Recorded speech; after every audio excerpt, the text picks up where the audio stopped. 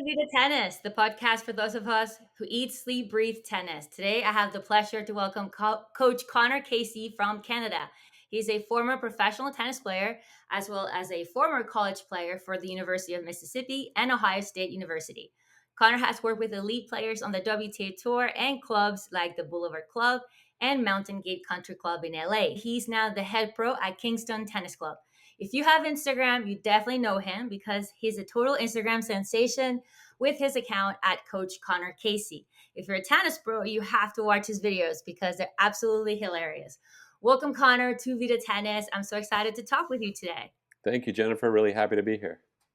I want to learn about you, and obviously, I'm a follower of your account on Instagram, and I crack up every time I watch your videos because they're so funny, especially the ones that are more geared towards tennis coaches. It's just such good humor. But I want to really learn about you and your coaching story. How did you end up coaching tennis? Did you ever think you would be a coach when you were a player? Yeah, as a kid, it was never one of my prospects to be a coach. I grew up with a father who was from Staten Island, New York. So he's a New Yorker, moved to Canada, and his sort of choice of communication style is sarcasm. And from a very early age, it was very sarcastic about, if tennis doesn't work out, you're not becoming a coach, okay? Like everything was, I'm not paying all this money for your tennis so that you can start working at the club. So that was kind of put into me from a young age. And then from that, I sort of, playing with coach, and I was a high performance junior, and I started to beat some of the coaches in my academy pretty early. So I had a very kind of negative attitude towards coaches when I first started. That changed a lot, as you can tell, because now I'm a tennis coach. My dad now apologizes. Now that he's finally trying to learn tennis in his late 60s, I'm sorry I was saying that. Can you teach me how to hit a forehand? So now it's come full circle. That's funny. So, at what point did you realize that this was a career for you, that you could do this? Yeah, so I kind of went through the classic aspiring tennis pro arc in the sense that I thought I was going to win the U.S. Open, played college tennis, got the injury, sort of got distracted, and then had that realization that it wasn't going to happen. At which point I hated tennis, but then I Yeah. reluctantly became a tennis coach because it was a good way to make more money than my friends were making in the summer when I was 22. And teaching private lessons was better than working at Dairy Queen so that became a way to subsidize sort of my income as I got into television writing and stuff like that. So I say in my early 20s, I kind of fell back in love with tennis when I realized I could make a bit of money with it. But even more importantly, that it became like a therapeutic way to get over tennis because I could just go out there and hit. And, Yeah. it wasn't about me anymore. It was about helping somebody else, which was sort of a relief. You go from being obsessed with yourself as a tennis player, and then when you become a coach, you're obsessed with them, and it actually feels a lot better if you can embrace that. Right. And you can relate to the struggles that they're going through, and all the mental challenges there. So Yeah, I think a lot of us kind of fall into the coaching industry later in life. I think very rarely I've met someone that like dreamed of being a tennis coach while growing up or while they were being a player. So I think it's pretty common to kind of have that love hate relationship with tennis, and then you hate it a lot when you're in college, and then you kind of find the love for it again when you start teaching people yeah, how to play. absolutely, absolutely. How were you as a player? Did you always find humor in tennis, or were you a little bit of a head case? I should say my uncle is a professional tennis player, Leif Shiras, who's one of the commentators on the Tennis Channel. He Oh, married, okay. yeah, he married my mom's sister, so he's my uncle through marriage. And you know, from a very young age, I saw Leaf play when I was 3, and just picked up a racket and was like, "This is what I love." So it was sort of a very cool thing in my family. It was like, here we have an uncle, we have a professional tennis player in the family.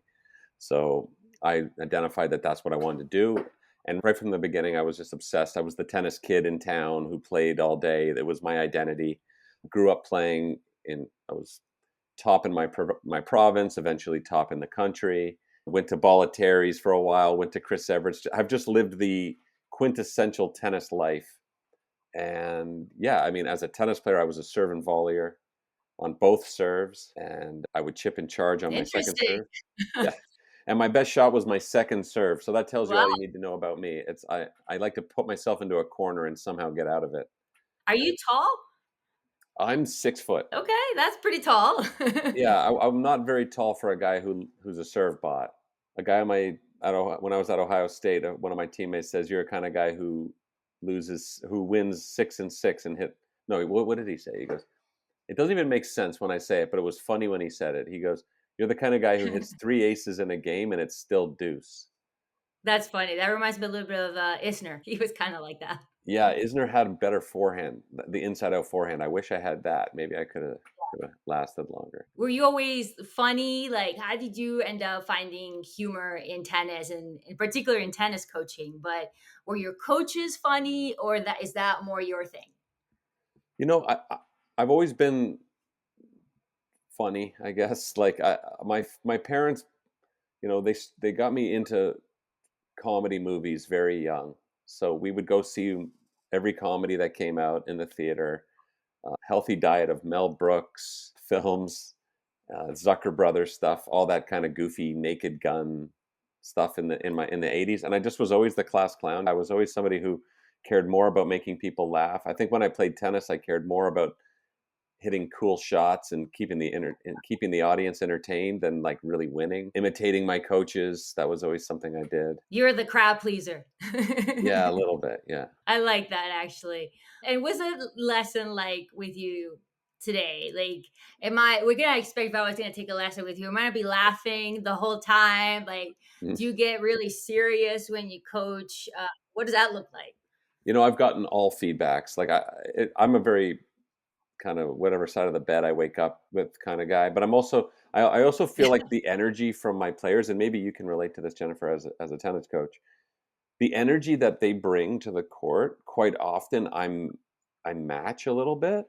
So, Yeah, of course. there are some people who are a joy and you're like, I can't believe the hour is done. And then there's some people who the hour feels like it was an entire week.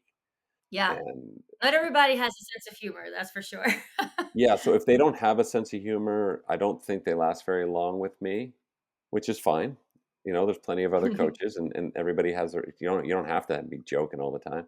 I definitely like to try to make things light with a sense of humor, but I've been called crusty at times. I definitely have my moments where I get, inspired and sort of like give like a lecture and get grumpy. And yeah, I wear a different hat. On top of different players bringing different energies, different players sort of react to different coaching styles. So I think as a coach, you do want to be water, so to speak. You want to be kind of mercurial in a positive way and just sort of give them what they need. Like I don't get too much into the negativity because I feel like it hurts me to be the negative coach. I've had people say to me, you can be meaner to me. And I say, that's not really my thing. Like it hurts me to be mean. Why would I want to be mean to you? It hurts me physically. I love that you are able to be yourself. I think that that's not always the case when you start coaching. I think a lot of times we start off trying to emulate who our coaches were. Like I'm very I'm very chill and I like to laugh, but my coaches were very like drill sergeant type. And Yeah. so when I started coaching, I was trying to be like that. And then I finally understood like, okay, I can be myself. I can relax. I can joke around with people, especially with adults. It takes a while to kind of find that balance of knowing when to be funny, when it's appropriate, when it's not appropriate. I think humor helps people relax. Hmm. And I think it's important to have fun when you're learning. I think when you get joy out of it, you're going to retain more information. You're more likely to retain it. So I definitely see the value in being funny and being fun to be around. I think that that's huge. And like I said, not everybody when they start off teaching can definitely go in that gear. Yeah. I think it's kind of an art. Yeah. Yeah. My college coach, Ty Tucker, was a unique coach because as far as drill sergeants are concerned, he's probably the Bobby Knight of tennis. He's just a 10 out of 10 disciplinary guy who uses negative reinforcement. I mean, he did 20 years ago. I don't know if he's changed, but you know, it, Yeah. people around when we walked into a tournament, they knew, oh my God, it's like Darth Vader and the stormtroopers walked in. Oh gosh. Yeah, it's Yeah. like you could just feel it. And as somebody on the team, it was all negative reinforcement. If you can't keep up, you're riding the bench. But at the same time, he was really funny. So, which was a very weird combination because here's a guy who's threatening your scholarship, but doing it in a very kind of like hilarious way, like telling you like that's the craziest thing I've ever seen, and I've been on safari, like I haven't seen zebras act as stupid as you, and you're like laughing because this guy's, but then you're also like you're scared. So I feel like I've tried Yeah. to take his style, but make it a bit lighter at times. So I guess I'm hearing your point about trying to emulate coaches. Sometimes Yeah. when I am a disciplinary, I can't help but try to be funny at the same time. There's a fine line there, right? Because you also want to have your students respect, and like when it's time to get serious, you want that to happen, right? Yeah. Like sometimes you're not going to be joking around, sometimes you're going to be dead serious, and sometimes you need people to follow through and be accountable and things like that. So it's definitely a fine balance, but I also think that when players like you and then they trust you a little bit more, and maybe hopefully they'll listen to you without so much resistance, like Mhm. I would be very resistant to especially now, to someone that's very negative and Yeah. yelling at me. Yeah. So I think it's a good thing overall. Yeah. The negative coaching has sort of had its day, I think. I mean, I'm sure there's still a ton of them out there, but it's not as embraced as it used to be. Yeah. And how did you get started on Instagram? Does this help your coaching business? I mean, I'm sure it there's some perks to it, but maybe some bad parts to it. I don't know. You tell me. So Instagram, I started almost a year ago, and it was a bit of a solution to a problem. For 15 some odd years, I was a television writer in sitcoms and did some film stuff as well. Oh wow. Yeah, and I recently got married and moved to a small town, Ontario, with my wife and my daughter now. And where I am, there's no indoor tennis. So it's in Canada, and where I am, there's no indoor tennis club. Oh wow. And there's also a very, I guess a lot of the film world can be done over Zoom and stuff, but just the climate of the whole television world and content becoming bigger, it just was television stuff wasn't necessarily happening. I lived in a place where I didn't have an indoor club. So then a friend of mine who I was giving tennis lessons to, a very well sort of versed YouTube guy, was like, you should take your writing and your tennis and merge them together in content. So I said yes, because I really didn't have any other options. And my goal was to make 50 videos and just see what happened, where I like every day you got to wake up, like you got to go, like, like a tennis player, you want to get good at playing matches, you got to play 50 in 50 days.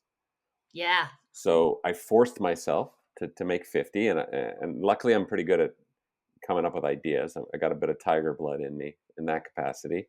And I started with instructional stuff, then I got into some stuff that I was copying, and then around the 48th video, I did this college size up video that was kind of talking about what it's like when two college tennis players lock horns in the wild, so to speak.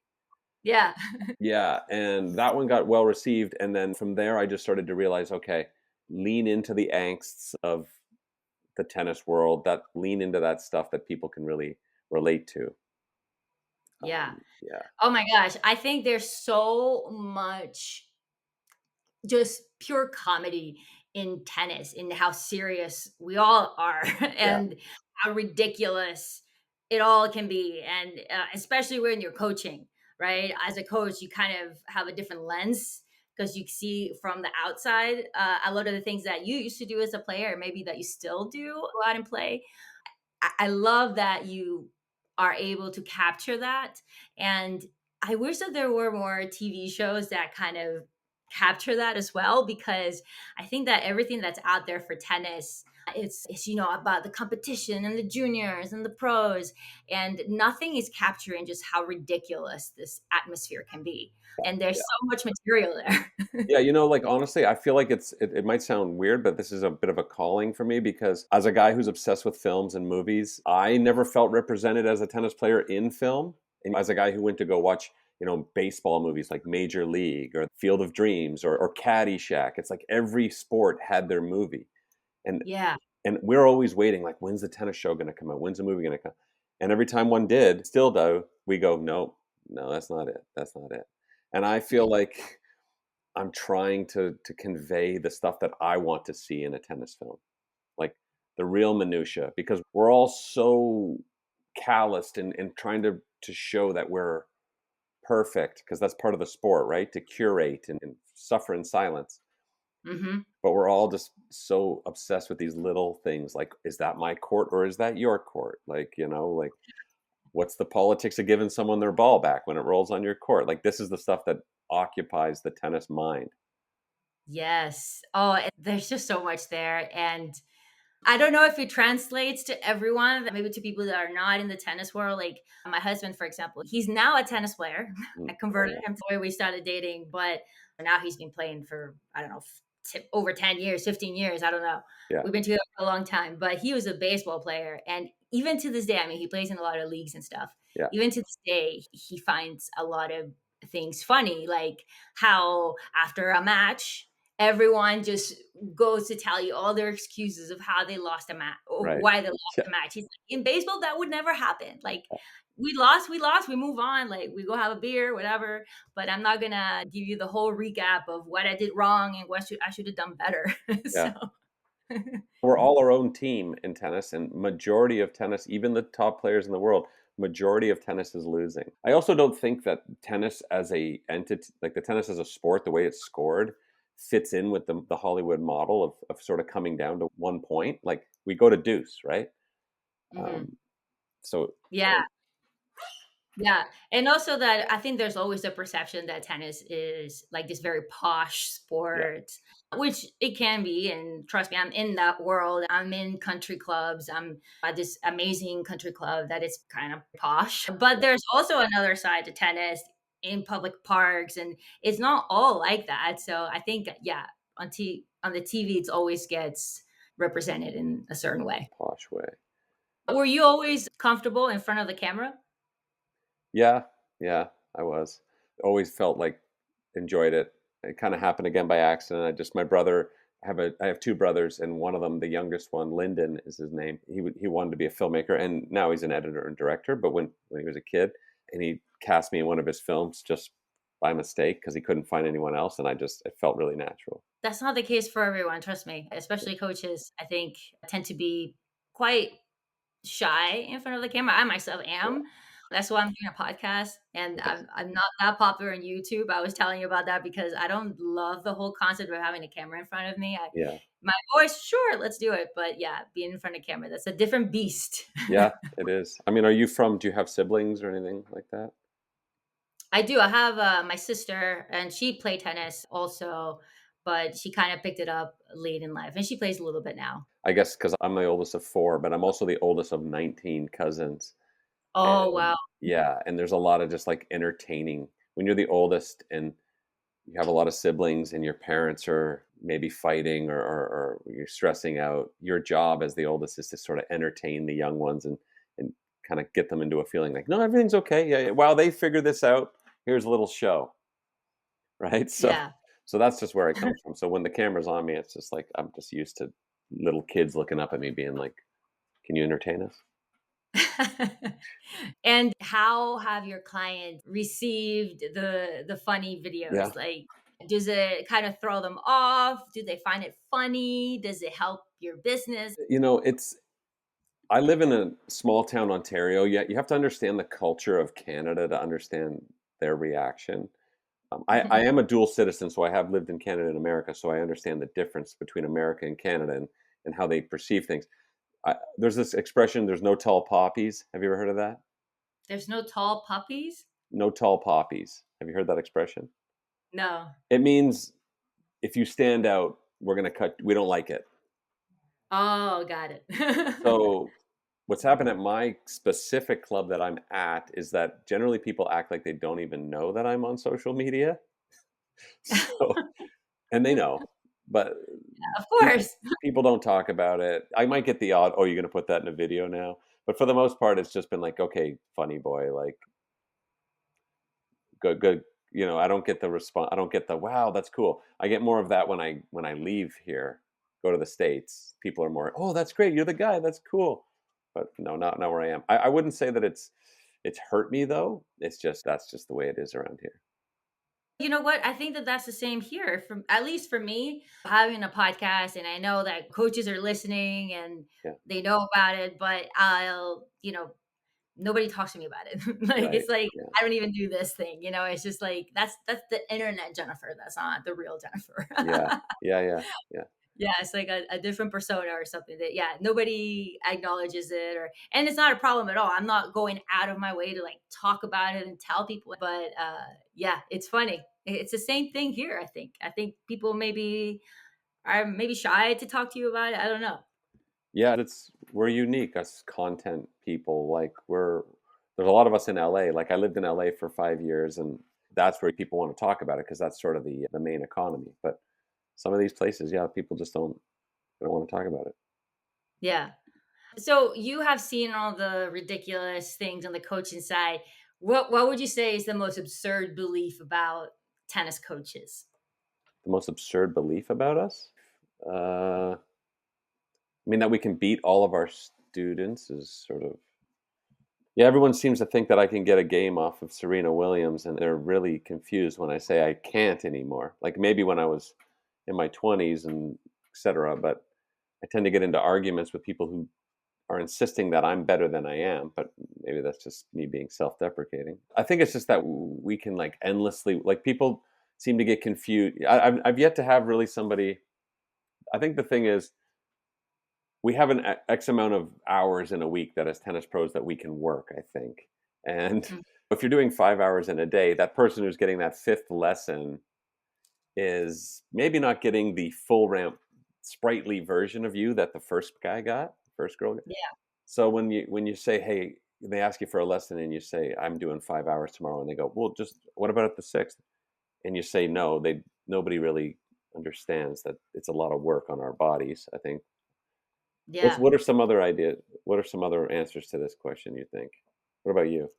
Well, I think one of the most absurd beliefs is that your game is going to be fixed by taking one lesson with a certain coach, or Yeah, yeah, like in one, or like just get everybody. I feel like wants just to get the tip of the day, the little thing that's gonna completely change their game. And there's really not just one thing. It's like it really just comes down to being consistent, right? Like putting in the hours, putting in the work, and like yeah, of course, like you're gonna have coaches that you click with. A coach might say something in a different way that kind of clicks in your brain more so than with another coach. But I think, yeah, a lot of times people just have this expectation from a coach, even from like a famous or popular coach, and then they take the lesson. They're like, oh, well, I've heard that stuff Well, before. we had a kid at our club when I was growing up. So, I was in not a country club, but a nice place where some people had a ton of money. And one guy took a lesson with every coach, and they were all idiots, according to this 12-year-old boy, right? Because he knows Yeah. everything. So then they went to Florida, and he started doing lessons with Nick Bollettieri. I think he did one lesson with Nick Bollettieri, and he came back, and he was changed. Like he was way better. And it was like, okay, so maybe there is this idea that there is some sort of secret message from the coaches. And I remember asking him, I'm like, come on, you did a lesson with Nick Bollettieri. Like, what did he do? Why are you so much better now? He said that Nick watched him for an hour, didn't say anything. And then after the lesson, Nick came over to him and said, keep your eye on the ball. And he said, changed everything. Mind blowing. Mind blowing. Mind blowing. If you pay $900 and someone tells you to keep your eye on the ball, it'll change your game. Right. Yeah. But it's maybe it actually clicks because oh, it's Nate Bollettieri telling you that. It's not just my coach from back home. It's always Yeah. that like, oh, Yeah. I It's all see. about when you're willing to hear it Yeah, and putting in the work, right? Because you're going to hear the same stuff from a lot of different coaches. It's how they say it, what attitude you're in that day. exactly. Mhm. So, what is your favorite video that you have done? Now you have done how first of all, how many videos do you have at this point? Do you know? Ooh, I think it's somewhere over 100 at least. Wow. I try to Mhm. put out one at first I was doing one a day and now I do three a week. So One a day? I Oh my was god. doing that. I remember at the beginning when I was trying to figure it out. That's commitment for sure. I do like to make the more hopeful videos. Like I like stuff with more of a hopeful message when I do it. So I think the one-handed backhands in the wild. uh, Yeah, I saw that one. I think to me that rings the truest because it just feels good and it feels like we're a dying breed. And I'm like a part of me. through these videos, one of my goals is to somehow get the one-handed backhand to have a resurgence, like hold on to it. So that one. And then, the college size up for me rings true because it's sort of, I feel like anytime I bump into somebody who played college tennis, it's a good conversation piece. Well, I think the one-handed backhand is definitely making a comeback, or has been making a comeback in the last few years, at least on the tour. You get to see it a little bit more. It's not just Federer now. Do you coach the one-handed backhand? Like, do you teach it? Do I you introduce? I don't, because I have a two-hander unless they already come in having a one-handed backhand. Yeah. Uh, I usually just teach a two-hander Mm. unless they come in already with a one-handed. And it is kind of tougher, I think, to teach because I had to switch to a one-hander when I started coaching because, you're holding you're feeding, you're holding balls, Yeah. whatever. And like the two-hander is almost like too heavy for people, so like you can just kind of push more Yeah. easily with, but I find it really difficult to drive with the one-hander. So if I get serious, I'm gonna go with my two-hander. Yeah. Yeah. All right, what would you say has been the grand slam and the double bagel moment of your coaching career so far? I mean, the Grand Slam has definitely sort of been this year online, finding my voice online a little bit and sort of connecting with people. It's just kind of made me feel like finally I feel like I belong in the tennis world. I think tennis players, we all battle this feeling of acceptance. Like, do we belong? Are we an imposter? Like, should I just quit and go to pickleball and just the sport doesn't want me? God, no. Right. So, this year with through my videos and through some instructional videos that I've made, I feel like, okay, well, this is something I'm helping this sport, and I feel like it's somewhere I belong. So I would call that probably my grand slam so far. That's Um, fantastic. yeah, my double bagel, it has to be.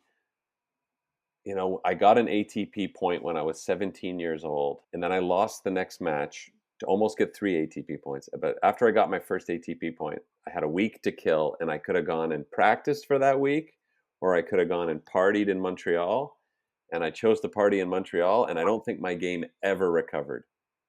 Oh Yeah, no. like 1 week turned into a 4-year party, and then I hurt my knee, and it was done. So that was a mistake. Yeah. Well, you live, you learn. Yeah, Montreal. Careful with Montreal. It'll I get actually you. went to Montreal last year. I went to Montreal and Quebec City. It was my first time in Canada. Yeah, like, Um, did you like it? Did you like those cities? other than the fact that it was freezing. Right. What time of year did you go? I went in like April, and I don't remember the name of the park, but that park that's like at the top, it was covered in snow, and I Right. was hiking up to the top of it, I guess. And I was sweating. And it was like zero minus, I don't know, whatever degrees. And I was sweating. I've never experienced that because I'm from South America. So it's Yeah. like to have snow and be freezing cold outside, but I was dying. Like I was like taking layers Yeah. off. Like, but it was a lot of fun. I really liked it. And what about other racket sports? Do you play them? Is pickleball big yet in Canada? I mean, I'm sure it's going to happen. It's kind of Yeah. inevitable. Look, I'm open to my dad was a squash player, my mom's a tennis player. We had different rackets in the family. I'll dabble, but like tennis is the one that scratches the itch for me. I'm not an anti pickleball guy. I don't love the sport, but I'll play it if I have to. And everything's It's just everything's so much material. fun to make fun of What's it. that? It's just so much fun to make fun of it. Yeah, it's almost like too easy.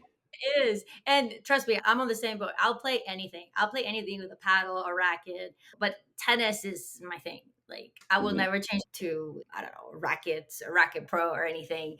I'm tennis. Right. You're not head of rackets. Yeah, exactly. Even if I teach pickleball, I'd refuse to. Yeah, pickleball is, at least here in the US, it's just insane. Yeah, I live in a town like that's a bit skews older, and it's just oh yeah, it's just chaos. Pickleball everywhere. Yeah, people love it. So, what are you going to do? All right, what about what's next for you now that you're coaching, your Mm. Instagram is growing? Is it providing like a source of revenue for you? Is this just like a fun thing you do? Like tell us a little bit about the reasons why you do what you do. Besides because it's fun. Yeah, no, it's definitely just yeah, it's cathartic. Okay, for that, it's a cathartic. It's a release. It feels like something that I'm natural to do. As Yeah. far as like from a revenue standpoint and generating revenue and being a job, Yeah, there's like a bunch of revenue streams that are starting to present themselves, like branding. So like every now and then I'll have some brands that appear in my stuff, some revenue from, and then I do help. So I did the National Bank Open in Toronto this year, where I provided the content, some of the content for the tournament, the WTA tournament. I get that's something that a lot of these companies want. Like, nowadays I think the idea of advertising, the fact that we can swipe past stuff, there's Yeah. more of an integration and sort of like a hybrid between content and advertising that's happening. So that's another place. And then, ultimately I'm getting into e-commerce, so I'm going to start selling some shirts, some merchandise that I do the designs for, because I have more of the artistic background. I do art as well, and I'm going to make some instructional videos that I'm going to try to sell. So I think there's a lot of it's an exciting place, but I think the most exciting part about it is that we as the creators get to sort of curate the brand, and it's about being mindful of that. Like, I'm not looking to do a ton, like I'm not going to do head rackets and then Wilson rackets. Like, I'm trying to only integrate with stuff that I feel proud of, and that sort of facilitates what I'm trying to push forward in the sport. Well, that's fantastic. And I'm so glad that you are getting all these brands reaching out to you because I think you're fantastic. I Thank you. think you bring such a good energy to the sport. And yeah, I think like all the brands should be reaching out to you. Oh, thank Like, you. Appreciate it. I think that's so cool. And I'd love to see coaches and I know there's a ton of coaching online and it's not like you're the only one out there.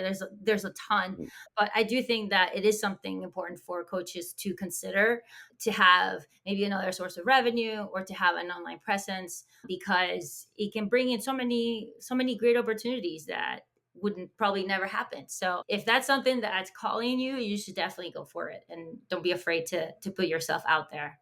Yeah. Yeah, like, the guy that well, a friend of mine said, if you think about it, like right now, my client base as a tennis pro is my town. So there's 280,000 people in my town. Maybe 2% of them play tennis, if that, not even. So if you cast it onto the internet, now you have the whole world potentially watching your content, potentially wanting to take lessons with you. And if you can provide them some sort of opportunity to feel like they can take a lesson or get something from you, I mean, why wouldn't you, right? Of course. Yeah. And what about, is there any negative to it? Like, have you experienced any online haters or criticisms and how have you handle that? Yeah, I mean, you do run the risk now of every time opening your phone, glancing at your Instagram, and somebody calling you a name or ripping you to shreds. Like, that's the new threat that I now have in my life. Oh Yeah. yeah, great. Somebody, but I don't get too much of that. I think you get people wanting to debate, which I think is healthy if it's responsible. Other Yeah. than that, it's a lot of work. It's a lot of work making these videos, but I love it. I would never complain about that. The negatives, yeah, not too much negative.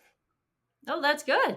Mhm. That's great. But I You do know, see a lot of the like just criticism and egos online. Honestly, like, I think, again, being a lifer in tennis, I've seen what you would call bad coaches create incredible players. I've seen genius coaches completely not work.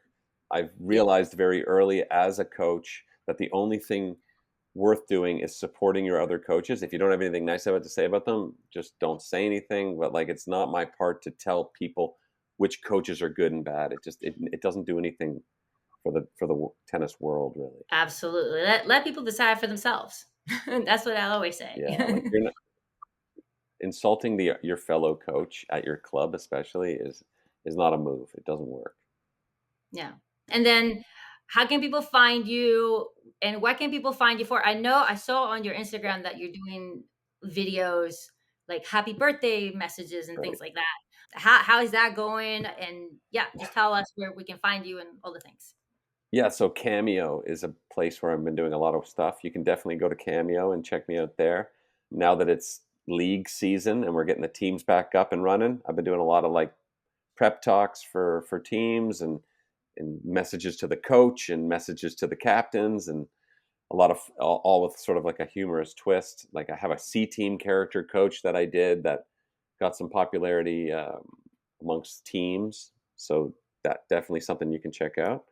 CA leagues or is this like a different league in Canada? Leagues in mostly in the states. Like, my bigger following is in the state is in America. So like Texas is a big hotbed for a lot of the content. Oh, really? Atlanta, Florida, yeah, Yeah. Okay. yeah. Okay. Well, we'll have to check that out. I know leagues can be very serious. Definitely here in Florida, they are. To me, I love the leagues. Like to me, the leagues are the love, the lifeblood of tennis. Like I think pro tennis is something that happens, but it's just a part of tennis, right? The leagues, like that's where to me where the real drama and the fun is. Yeah. All right. Last question: is Rosemary a real player? So I used to teach beside a guy 6 courts down from me, Michael Emmett, great coach. And he had this women's clinic, and it was all 6 of them playing live ball. And every 20 minutes, Rosemary, what are you doing? And everyone at the club knew about Rosemary. I couldn't even point her out if I wanted to, but I know that she exists, and it's an homage to him. And God bless Rosemary. We're So all shout Rosemary. out to Rosemary. We Yes. love you. Keep doing what you do. Every one of us is a Rosemary. He Yes. just wants to get better. Yeah. Or will be at some point. He's getting better day by day. It's not a sprint, Rosemary. It's a marathon. That's hilarious. All right. Well, thank you so much, Connor, and best of luck with everything. I'll make sure to follow everybody listening. Make sure to follow him for some just hilarious content online. Thank you so much. Look forward to doing it again.